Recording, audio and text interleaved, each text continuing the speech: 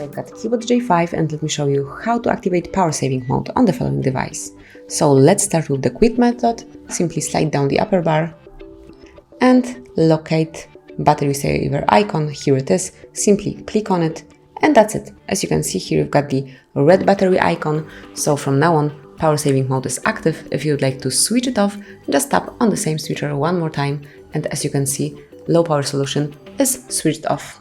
Then you can also open it through the settings. So at first you have to open the settings, then scroll down and pick battery. And now go to battery saver.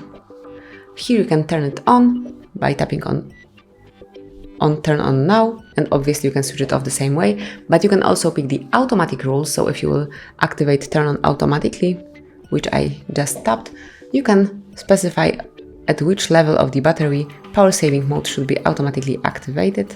So for example, let me pick 10%, and from now on, every time your battery is slower than 10%, battery saver will be automatically activated to save your battery life. And that's basically all. This is how you can save power in your device, how you can extend its life. So enjoy it.